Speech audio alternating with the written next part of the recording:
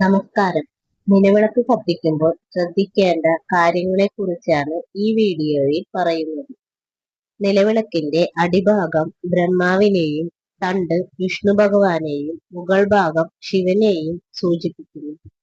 നിലവിളക്കിന്റെ നാളം ലക്ഷ്മി ദേവിയെയും പ്രകാശം സരസ്വതി ദേവിയെയും നാളത്തിലെ ചൂട് പാർവതി ദേവിയെയും സൂചിപ്പിക്കുന്നു. നമ്മൾ എല്ലാവരും തന്നെ വീട്ടിൽ നിലവിളക്ക് വെക്കാറുണ്ട്. രാവിലെയും സന്ധ്യയ്ക്കും വിളക്ക് വെക്കുന്നവരും സന്ധ്യയ്ക്ക് മാത്രം വിളക്ക് വെക്കുന്നവരുമുണ്ട്. വീട്ടിൽ ഒരു നേരമെങ്കിലും വിളക്ക് വെക്കുന്നത് വീട്ടിലും നമ്മുടെ ജീവിതത്തിലും ഐശ്വര്യം കൊണ്ടുവരും.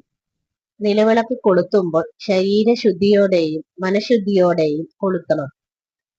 സൂര്യോദയത്തിന് മുൻപും അസ്തമയത്തിന് മുൻപുമാണ് നിലവിളക്ക് കൊളുത്തുന്നത്. രാവിലെ കിഴക്കുദിശയിലേക്ക് വിളക്ക് കൊളുത്തുന്നതിലൂടെ വീട്ടിലെ ദുഃഖങ്ങളെല്ലാം ഇല്ലാതാകും. വൈകുന്നേരങ്ങളിൽ വിളക്ക് കൊളുത്തുമ്പോൾ പടിഞ്ഞാറ് ദിശയിലേക്ക് നോക്കി വിളക്ക് കൊളുത്താം. ഇത് വീട്ടിലെ ദാരിദ്ര്യം ഇല്ലാതാകും.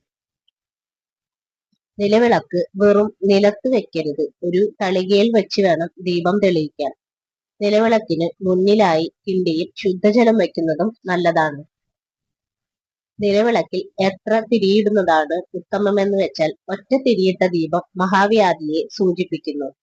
2 തിരിയിട്ട ദീപം ധനലാഭം സൂചിപ്പിക്കുന്നു. 3 തിരികളും 4 തിരികളും ഇടുന്നത് ദാരിദ്ര്യത്തിന് കാരണമാകുന്നു. 5 തിരിയിട്ട ദീപം വീട്ടിൽ ദുരിതങ്ങൾ ഒഴിഞ്ഞ് ഐശ്വര്യത്തെ സൂചിപ്പിക്കുന്നു. മംഗളകരമായ കാര്യങ്ങളിൽ 5ഓ 7ഓ തിരികൾ തെളിയിക്കാം. വീട്ടിൽ സാധാരണ ദിവസങ്ങളിൽ നിലവിളക്ക് വെക്കുമ്പോൾ 2 തിരിയിട്ട വിളക്കാണ് കത്തിക്കുന്നത്. നിലവിളക്ക് കത്തിച്ചാൽ കരിന്തിരി കത്തി അണയുന്നതും അശുഭമാണ്. കരിന്തിരി കത്തുന്നതിന് മുമ്പേ നിലവിളക്കണയ്ക്കണം. അതുപോലെ തന്നെ നിലവിളക്കിൽ ഒരു തവണ ഉപയോഗിച്ച എണ്ണയും തിരിയും വീണ്ടും ഉപയോഗിക്കാൻ പാടില്ല. നിലവിളക്കിൽ എള്ളെണ്ണയോ നല്ലെണ്ണയോ നെയ്യോ ഉപയോഗിച്ച് കത്തിക്കുന്നതാണ് ഉത്തമം. വീട്ടിൽ വിളക്ക് കൊളുത്താൻ ഏറ്റവും ഉത്തമം വീട്ടിലെ കുടുംബനാഥയാണ്.